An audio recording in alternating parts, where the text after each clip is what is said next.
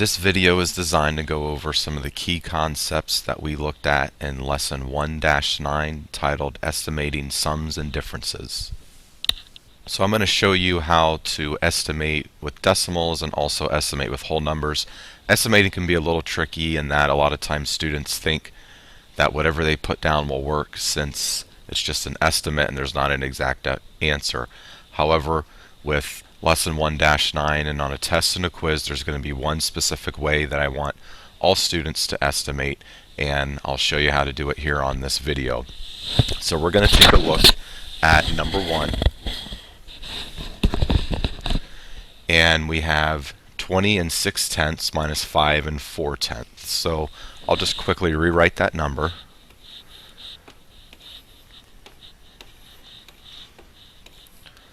Now, every single time we estimate on a test or a quiz in chapter 1, I should say, we always want to take a look at that first number, and we're just going to round to that very first number all the way to the left.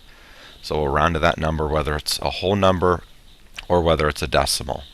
So I take my 20 and 6/10. We know from the lesson we look to the right of that 2. And we can obviously see that that 0 is 4 or less, so we do not do anything to the 2, we just leave it the same. So we write our 2 down, the 0 will stay the same. Everything to the right of the number you're rounding to will turn into zeros, so you can write 0.0 there if you would like, or we're just going to keep it here as 20.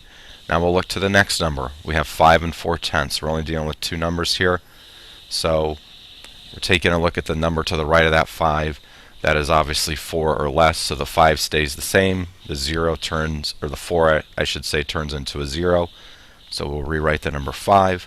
So now we have rounded our numbers the way that I want you to round, and you just can do a simple subtraction problem here. 20 minus 5 equals 15 for your final answer, and that's how you take decimals, round them, and then estimate them. Now I will show you how to take a whole number and do the exact same thing I showed you with the decimal. So we're going to take a look at number 3 right here. We have 6,598 minus 2,138. So we're going to take a look at that number to farthest to the left there. I have a 6. And I'm just going to look at the number to the right of that 6. I can see that that number to the right of the 6 is 5 or greater, so since that number is 5 or greater, we're going to add one more to my 6, which will make it a 7. And then every single number to the right of that 6 is going to turn into a 0. So we'll turn that number into 7,000. Now we're going to take a look at my 2,138.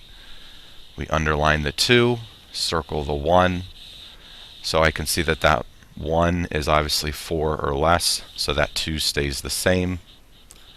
All the numbers to the right of that 2 will turn into a 0. Now I have a very simple subtraction problem. 7,000 minus 2,000 equals 5,000. So when I take 6,598 minus 2,138 and I round that, I get an estimated answer of 5,000.